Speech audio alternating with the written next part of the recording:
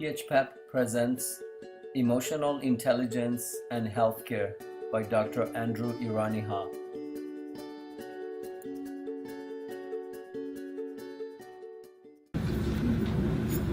So Michelle was a nurse with 10 years experience.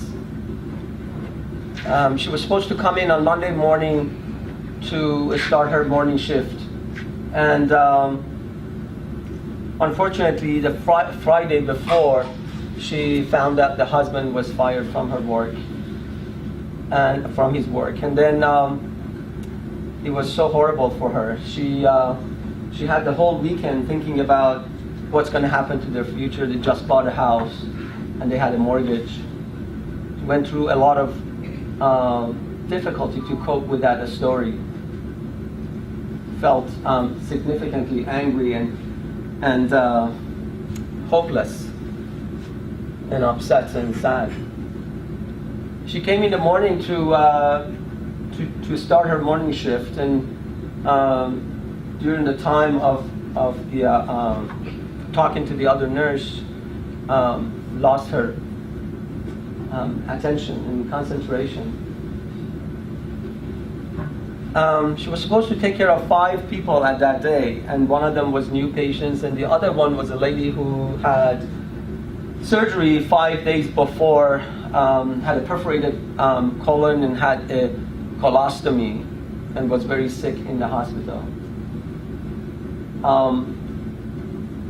She had an open wound. That lady was supposed to have dressing changed twice a day, and the night nurse forgot to change the dressing. And the morning, because Michelle was so preoccupied with what's going on in her life and get into the chaos of that day, of the morning, she failed to change the dressing also. Surgeon who did the operation a week before was so concerned about that patient, because that patient was a morbidly obese lady with multiple medical problems, had a perforated bowel, and had a huge open wound. It was so difficult to close the wound, and they had to leave the wound open, and they had to change the dressing twice a day in order to keep it clean. And he always, during the whole week, was thinking about what's going to happen. There's going to be a complication. He was scared and frightened and worried. So at 12 o'clock, when he came in to see the patient, he saw the patient in the bed and with the extremely dirty dressing, with colostomy leaked into the wound throughout the night. And all of a sudden, so many emotions came into his mind. He got scared about needing to do another operation. Maybe I had to open up the patient again, and how to close that wound. That made him so angry, so upset, so frustrated. Went out, asked Michelle and the charge nurse to come into the room and to show them the dressing. And he was so frustrated. He could see the tone of the voice, the movement of the hand and facial movement, the frustration, the anger. And at the same time, Michelle was so upset too, because she was thinking, oh, her job might be affected. She might be blamed for the negligence. What's going to happen to the mortgage and other things? You see, every day, as a human being, we go through different emotions. We experience a lot of them. And we also have the ability to see and read the other people's emotion. We get clues and cues and interpret them and how that means to us, and then we respond to it. And emotions, they're informations, they're messages, not only to us, to others. But what is the emotion? Anybody knows what emotion is? So emotion is a psychological response to an external stimuli, something coming from outside to us, or internal thought,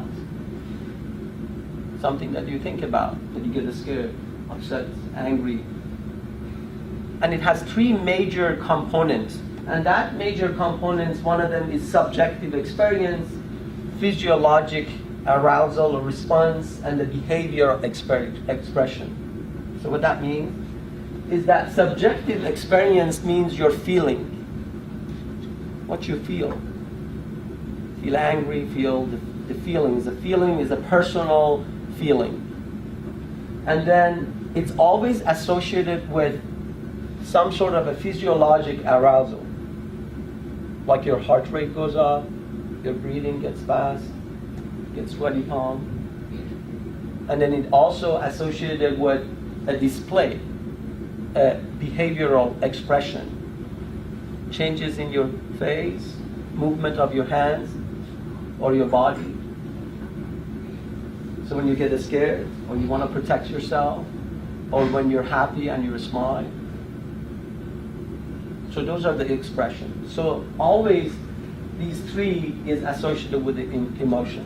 And then you have one of the most important things is the cognitive processes. So it's not only just three components, but also your cognitive processes, the appraisal, and also the interpretation. So when the event comes into my mind, my brain interprets that, appraise it. Is that something important to me? Do I get scared? Am I going to be happy? So that basically is a very important part of feeling the emotion and experiencing the emotion. So emotion also has other characteristics. These characteristics are important to know. So one of them is they're very brief. They're short. They come in, it's a response to the stimuli, they come and go. It's an emotion, it's energy that is going, is moving. And it's different intensities, some of them tiny, some of them very high, from the low to high. And then also they always have identifiable cause. So if you think about it, you know something caused that emotion. If you're scared from something, you know that was like a snake that you scared. Or somebody said something offensive that you got scared. So that created that emotion. It's contagious. When you come to a room and you see people happy, it makes you happy. When people sad, you feel the sadness. It's contagious. And also valence. Valence is a psychological term. Is a term that means flavor. The emotions, they have flavors. Some of them they're negative emotions, some of them are positive emotions. And we have a lot of negative emotions every day, depression, despair, shame, sadness, fear, frustration, right? Some of them are positives like gratitude, interest, hope, love, joy. Those are the positive. And some of them are, depending on the situation, they could be both, like anger. Anger can be negative or can be positive. When you're in a race and you try to win a sport, you gotta be angry. You can't be sitting there and being happy and then win that race.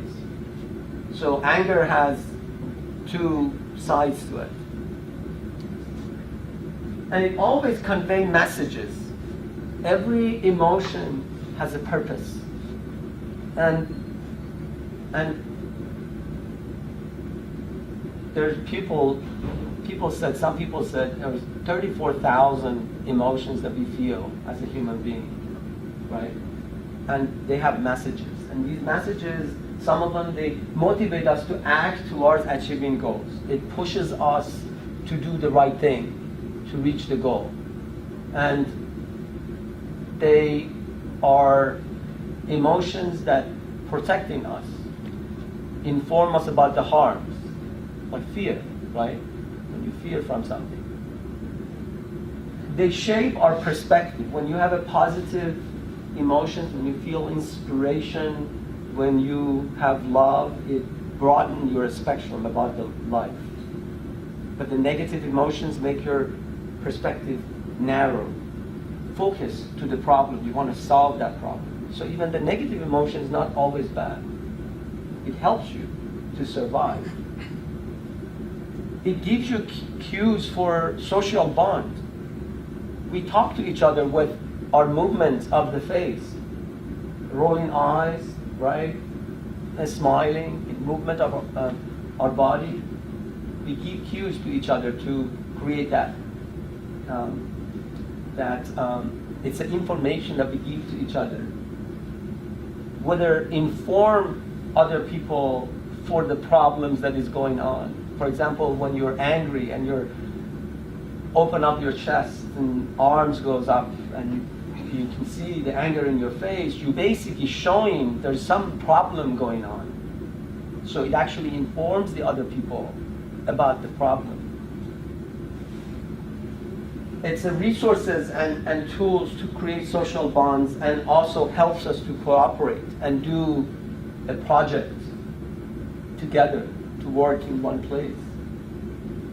And also create intimate bond, love, and motivate us to reproduce. And then influence our decision. The emotion drives our behavior and our thoughts, and that's why it actually helps us to make decisions. That's called intuition, right? Your gut feeling. You say, it's my gut feeling to do this. There are 34,000 emotions, right? But there's just 6 basic emotions. And those are the emotions that are universal, and they actually be born with it. And I'm sure you can recognize these, right? So, what's this?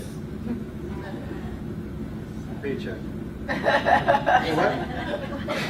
Sadness, right? How about this? Disgust. Right? Happiness.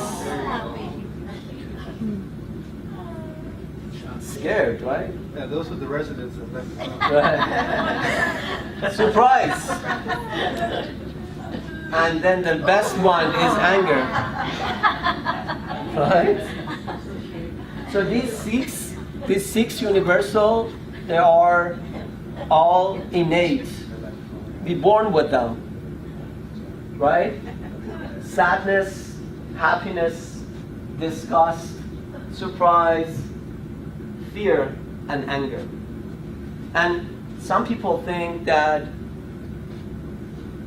the other emotions are mixture of these emotions.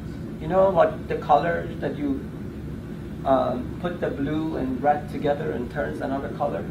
Same thing for the emotions. And there's so many other emotions and so many other cues that they give us. It always associated with the changes in the facial or body movements, sometimes tone of the voice, and then some of them are universal. You can go, it doesn't matter which ethnicity you are and where you're coming from or your gender, you can recognize it from other things. And so you can see the importance of the emotions. That's how we communicate when we are a child to our parents. That's how we communicate to our to other people, to our friends and families. But how does emotion happen in our brain? That's very important. I'm going to tell you all these because I'm going to get to the place that how we can control it. If we don't understand it, we can't control it. Now, the way things happen is that we have 3 major important parts in our brain, right? The brainstem, which is a primitive part of our brain, that helps for you to breathe and be alive. That's the information it gives you. The area that respiratory area and the heart rate area is right there. That's the area that keeps you alive. Then you have the limbic system, which is in the middle. And the limbic system is the emotional brain. It allows you to feel emotion, understands the cue, and produce the emotion, right? And that limbic system has multiple structures in it. It's not one area, it's multiple areas. And one of the most important part is amygdala. And it's very close connection with the hippocampus, which is part of your memory. So when the stimuli comes in, the sensory input, whether it's tactile, the things that you touch, the things that you see or you listen, the auditory stimuli, when they come into your brain, they go to the thalamus. Thalamus is a little structures in the brain. It's like a rotor of your computer circuit. So it allows the information to go to the right place. It's like a highway, and somebody that sends that information to different structures in your brain. So from the thalamus, some of the information goes directly to amygdala. It bypasses everywhere in the brain, goes directly to the amygdala. And amygdala is like an emotional computer. It senses that information and quickly, very quickly, makes sense of that. Whether is it important? Is it something that I have to be worried about? Is it something that is gonna hurt me or harm me? And that has nothing to do with your conscious. It's unconscious. If I throw a little stone to you, you don't sit down and think, if that stone comes to my face, I will think that it's going to hit my eye and I'm gonna get blind, right? You duck all of a sudden, right? That's unconscious. It's a very quick reflex. It's secondary to the things that are innate to us. Those emotions that help us to survive, right? When the car comes in very quickly to you, you jump, right? And then amygdala sends the information to the other structures, which pituitary and sympathetic nervous system. So we have limbic system has a very close connection with the other structures in our body that controls our bodily response, which that heart rate and respiratory rate and your other movement of your body. So that sends that information to save you. But in the amygdala, you have a little bit of appraisal, a little bit of interpretation of that stimulus. It's a very primitive interpretation. So that's why sometimes when you see the true threat or not, right? Because it's a very, very quick interpretation. So at the same time, thalamus sends some of those information to the upper portion of the brain, which is the portion that is the cognition, is the portion that is the conscious part, and then you determine whether that information is real or it was just false. For example, when you're walking in the jungle and see a little thread or something, and you think that it might be a snake, you quickly protect yourself, right? But then after looking at it very carefully, you see, oh, it's not this snake. Then your fear response goes down. This thing happens to every emotions, every stimulus that comes to us. So amygdala is not just for the fear and anger, it's for even positive emotions. It works with the positive emotions. There are other structures in this area of the limbic system that also helps for positive emotions. So that part is your emotional brain. So as I said, the sensory input, when it comes in, it processes, senses in the brain, it processes, and then it's appraised. And that appraisal also has something to do with your experiences, your beliefs, and your values. For example, if I see a dog that comes to me and bark on me, I would definitely be fearful and protect myself, right? Because of my experience with the dog. But people who love dogs, they might not have that experience, right? So as you can see, the response that you do to things that comes to you has something to do with your experiences, values, and beliefs.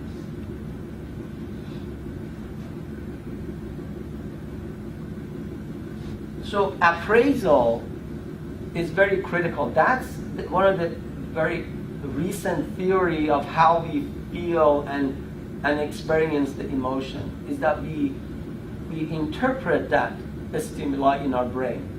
Okay? So when the information comes in to our brain as a sensory stimulus, we appraise it in our brain. Is this making a progress towards a goal? Then you get happy. Is that taking a credit for an achievement? It makes you pride.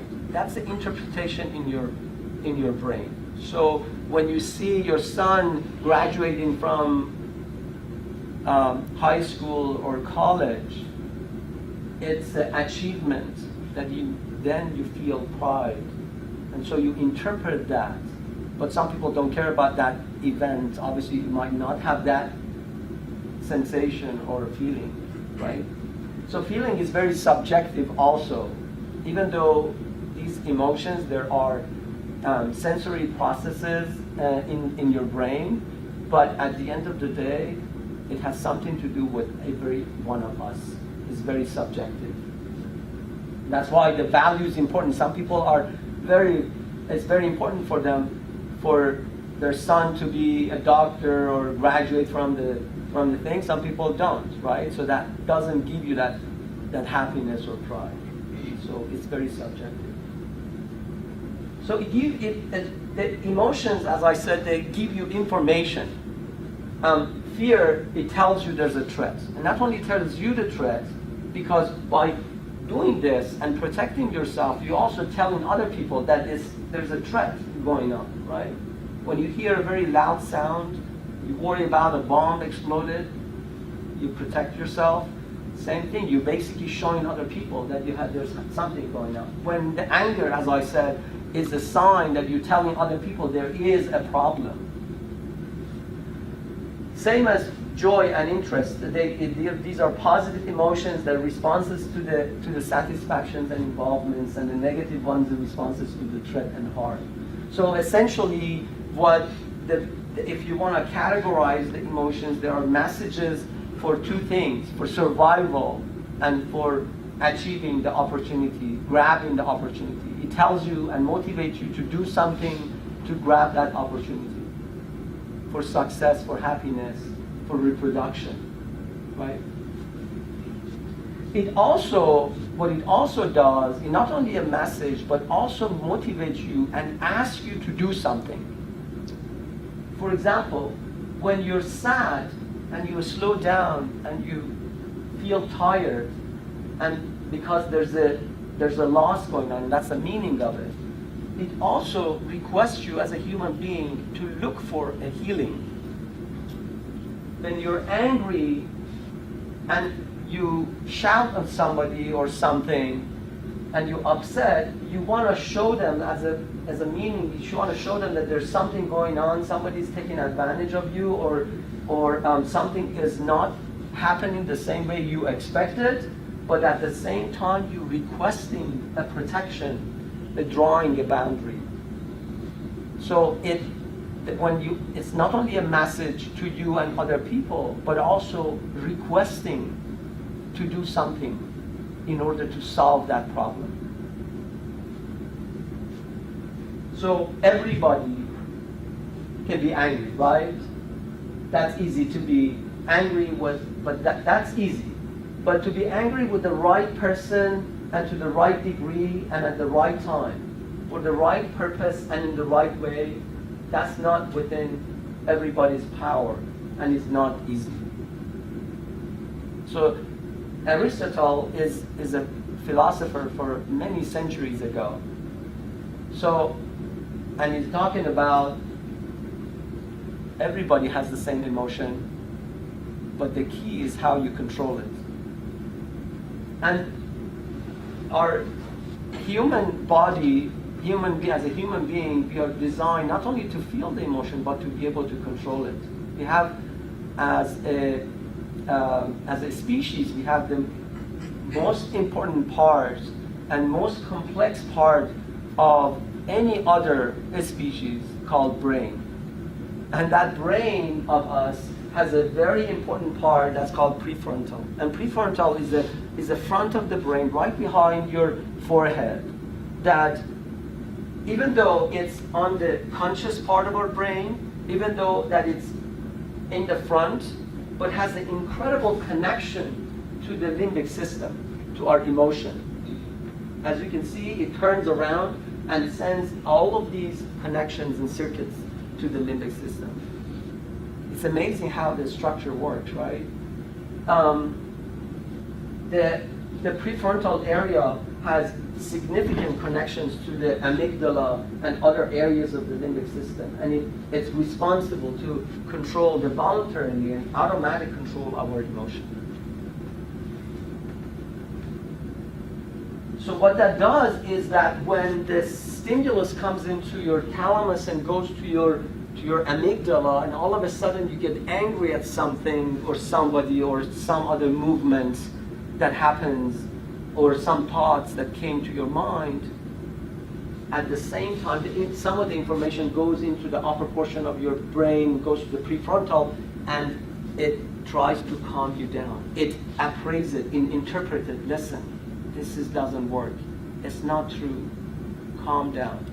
All of a sudden, your heart rate and everything else goes down. So the prefrontal sends the information to inhibit the activity of the amygdala, to cool it down. So this is called a high road, and that's called a low road, and that's the high road to control our emotion. So prefrontal does a lot of things, right?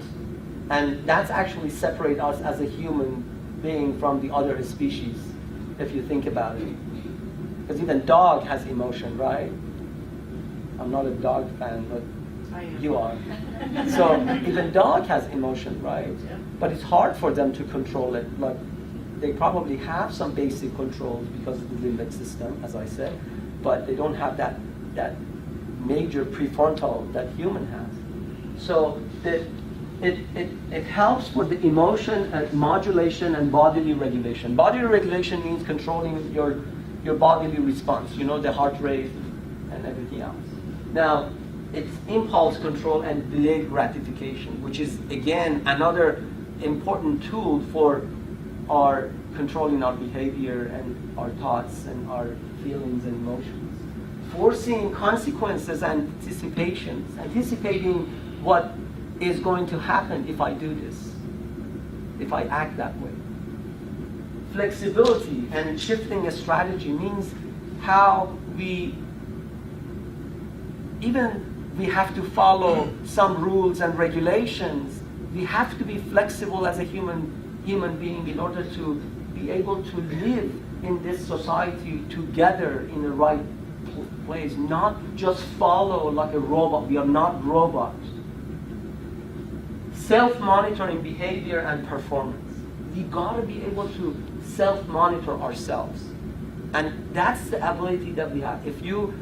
And I'm very proud to be a human being, and I'm very proud to have the prefrontal, because we have so many tools in order to be a good human being, in order to control ourselves. And you can see every one of these things that is inside your prefrontal area, it's a tool and resource for every one of us to be able to control our emotion, to be able to live in a better society together. Empathy, intuition, insight, initiate appropriate behavior and inhibit inappropriate behavior.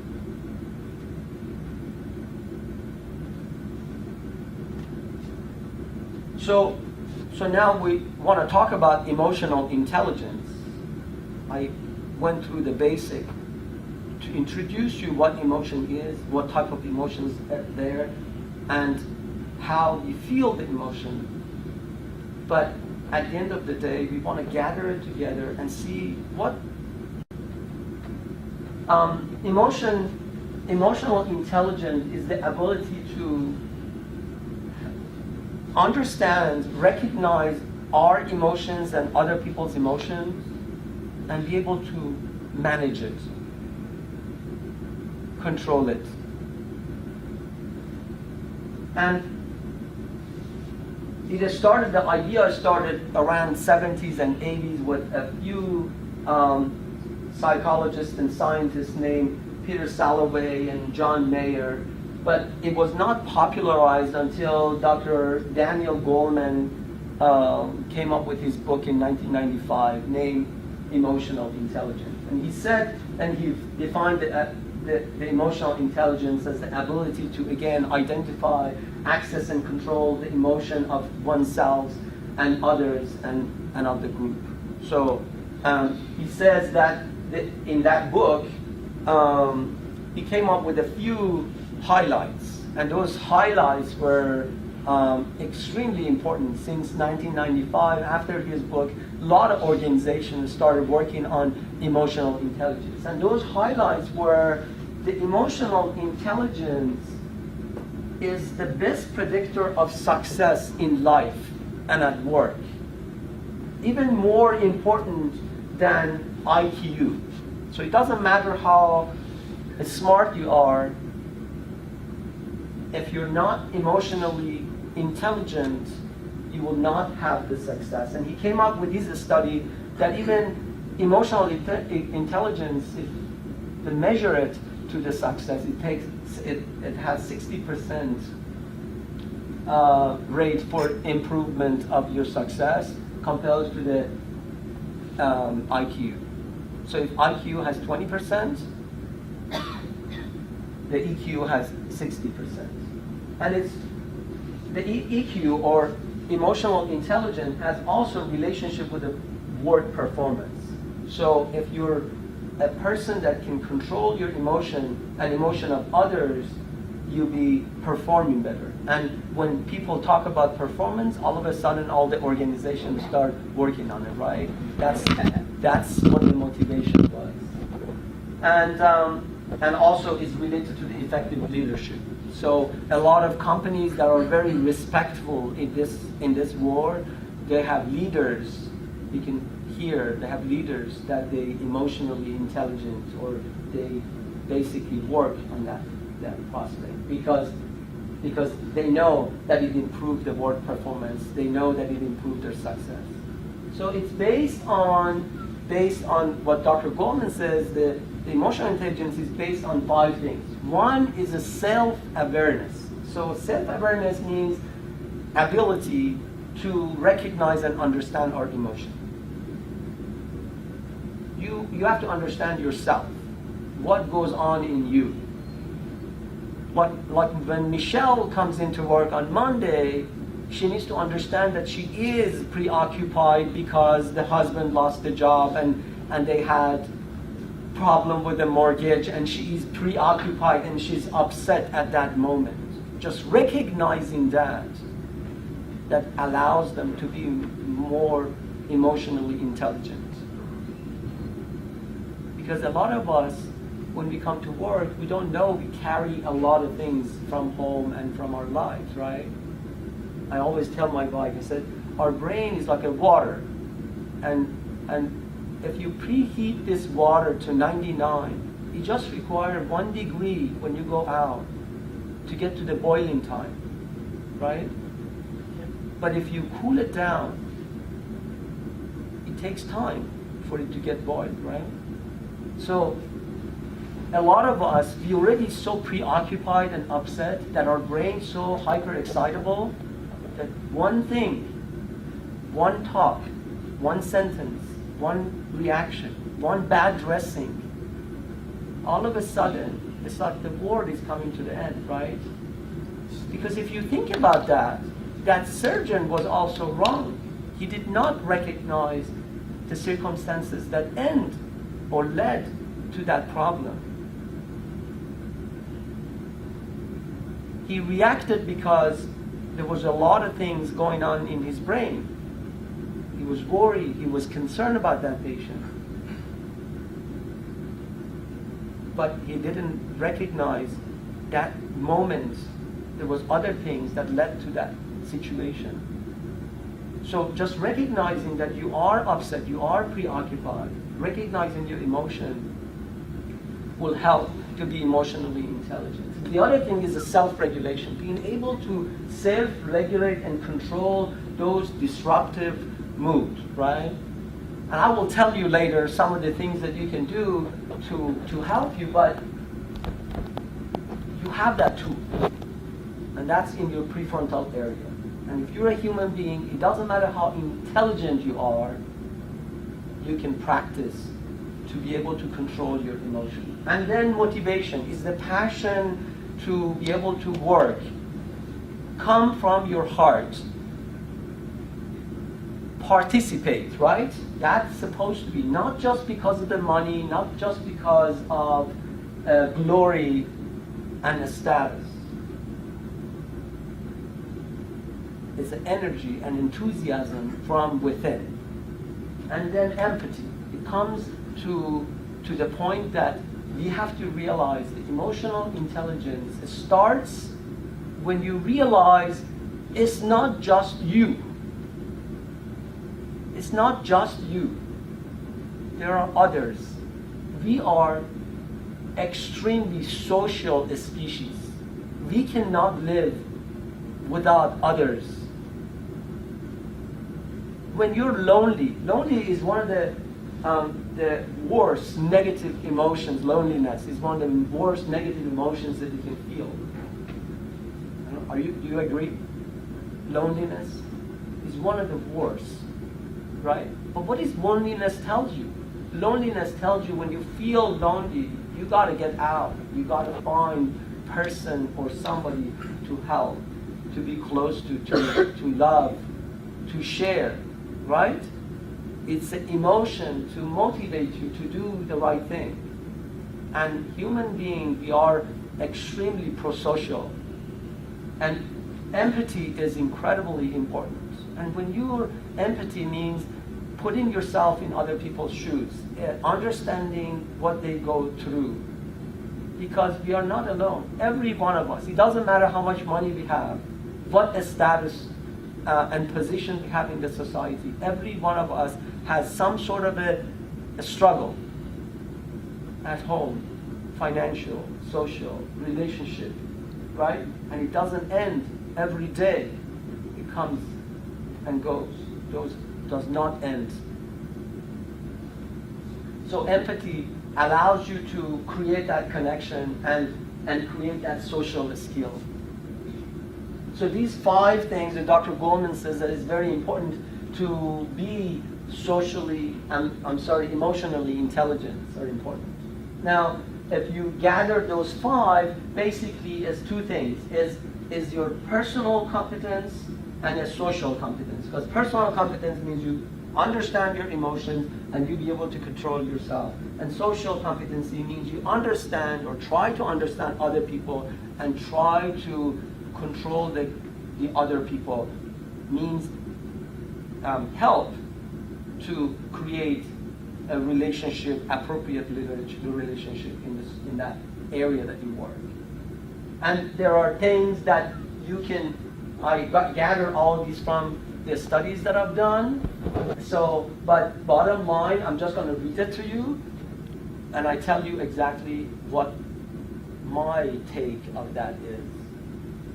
If you want to improve your self-awareness and self-management, it's recognize, reason your emotion with no judgment and how it affects you. So what that means is that 4 years ago when I told you that story that I was in the operating room and I got very upset and I felt significant chest pain and I felt that I'm having a heart attack in the operating room because I was very upset about the suction was not working, it was not available in the operating room, and the cautery wasn't working. And then at the same time I went home and I told myself, why did I feel that? And when you understand, recognize that emotion came because I was preoccupied and upset about other things, and then it lashed on other people, and it was not appropriate, and just hurt me and my family. It calmed me down. So recognizing and reasoning with your emotion. What Michelle, if she comes at work in the morning on Monday and recognize that she's upset because the husband lost the job and they have a mortgage, instead of being upset and losing focus and concentration and failing to do the things that she was supposed to do, say, now the work is so important to me. I have to make sure I do the right thing. I have to make sure I take care of my patients and do my work right, because I'm the only single provider of home right now. The family depend on me. So reasoning with your emotion is so important. Recognizing and reminding yourself of your true values. This is always help me when I'm fearful, when I'm tired, when I'm upset, when I go back, why am I doing this? Why am I here? It helps me to calm me down. Practice to be mindful. We said it. Mindfulness is so important. To pay attention to now. If Michelle would come in and not pay attention to what happened in the past and what happened in the future and what is staying in that moment, that would be a different, don't you agree? It would be a different scenario, different thing that happened. Practice yoga and meditation, make healthy choices. Not just yoga or meditation, anything that makes you relax. Relaxation is so important. And I tell you, 4 years ago, when those things happening to me, and I was in the best shape of my life. I would exercise. I did 4 times playing tennis and doing exercises, very hard exercises, body weight exercises, 1 or twice a day, 1 hour each. Sometimes I was crazy. I was feeling so good physically. But then I was checking my blood pressure. My blood pressure was going high.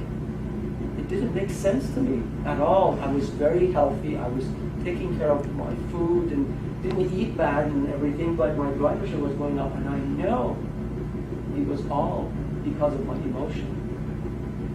And when I started doing yoga and meditation and tried to calm myself down, everything went down. And I'm not telling you to stop feeling, because you know me. I'm not one of those people that to stop talking and stop feeling. You will feel, you will get angry, you will frighten. There's no question about that. I mean, you're not human if you don't feel, right? If you don't have emotion. But the whole idea is how you be able to understand it, digest it, and see what the message is, and then act to follow. Practice to reframe the thoughts. That's reframe. Remember we talked about this, reframe it? Because we love to ruminate. When you say something, when you hear something bad and it was offensive, you repeat it to yourself many, many times, and you get angrier and angrier, angrier and angrier. You gotta stop that rumination. And then use the other things that I told you, that changes, make you different from other species: the flexibility, self-control, assertiveness, and impulse control. The area in your prefrontal area, those are your tools, use them. And then practice to anticipate the result of your action and behavior. How about enhancing our social awareness? Is we practice to be fully present, focus your attention and listen to others. That's being mindful with other people. Care about other people. Practice to understand the social culture and create authentic connection. And the only way in my opinion, that we can create authentic connection is to care and focus and pay attention and listen and ask appropriate questions to other people. if people don't think that you care about them, you cannot create that connection. And practice to observe the non-verbal signal. Every one of us has poker face, right? But we have to be able to have that ability to understand if somebody's off today, somebody's upset today. And those are the things that we have to practice to pay attention a little bit more. And practice authenticity, honesty, respect, and integrity. And I'm not going to talk about it. And positive view. Positive view is very important because most of us, we have it. We are human beings. We are set, and that's our default mode, to be negative because we want to survive. We want to take care of ourselves. We want to protect ourselves. So we're always negative. But then we have to spend energy to not to just be negative and be positive and see positivities. So that requires an energy. Being negative, you don't need to spend energy because that's your default mode. And then receive and give positive and constructive feedback, right? So if they tell me, Dr. Iraniha, you were today very angry or whatever, I have to take a deep breath and accept it. Now, this is the last slide. The emotional, intelligent, and healthy. So that's my take, gathering all those, because everything, emotional intelligence, the good thing about emotional intelligence is that it's that something that you have the resources and you can improve. IQ, you can't do anything about it. You're born with it. That's your IQ. You can't change it. You can study a lot, read a lot of books, you get a lot of knowledge, but you can't change that IQ. But EQ is that the prefrontal area is the only area of the brain that you can change. You can practice, strengthen it. And what do we do to help us at work? And I summarize it to this. So again, when I come to work, I want to feel and understand my emotions. Before I enter the work, I wanted to, what's happening in me, how I feel that day. So attention to my emotions. And also, what's going on in that environment? Is it something going on? Is this something wrong? Somebody hit something, hit somebody else's, or say something offensive to somebody else's. I wanna know about it. I wanna feel the chaos. I wanna feel the emotions in that environment. Then practice to be mindful. I wanna just pay attention to what's going on there. It doesn't matter if right now, at this moment, I'm at work, I gotta take care of my patients. It has nothing to do with yesterday, and it doesn't have anything to do with what I'm going to do tomorrow. And practice to pause and calm down. I think that's one of the most important things that I've learned as a most important tool to cool down, to pause. Every time I did not pause, I reacted back and I was upset about it. Why did I react that way? Because a lot of us in our heart, we are good people. But then we react to things that happens to us. And sometimes we are right. But then maybe if you pause, you activate that high road to allow your high road, the prefrontal, to calm down your amygdala. Maybe if you pause. So pause, pause, pause. So now, when the suction is not available, I hold my operation for 2 seconds, and I take a deep breath. And all of a sudden, I tell you, it's like a huge difference in what happens in my body. You might not see it, but it happens in my body. Because I'm telling you, I cannot stop being stressed. In the operating room, we are dealing with people in healthcare. We are dealing with lives. This is not Disneyland. This is so important. We have stress. There's no question. But it's not your fault if the suction is not working. I have to realize that as a human being, is somebody, you're part of the team, instead of me lashing on you because the suction is not working. I gotta take a deep breath and it will come down. Practice to be decisive but flexible. This is my problem with the new system. The new system is something happened, a bad thing happened. We have 25 policies and procedures to fix it. It's like a robot. You computer, you put that information, this is a new software I'm going to give you so you don't have that problem again. We are not robots. We gotta be flexible. Even if it's true that we have to do a timeout in the operating room, but when my patient is bleeding to death and I have to open the abdomen, I might not be ready to wait for you to do the timeout. That was just the example. So don't write me off, please. You understand my point? Yeah. My point is that if the H&P is not signed that moment, and my patient is so sick, is calling, is screaming because of the pain, and I need to take him to the operating room, don't hold the operation because you have to follow that law. It is a law, but we are human beings. We're supposed to be flexible and change strategies.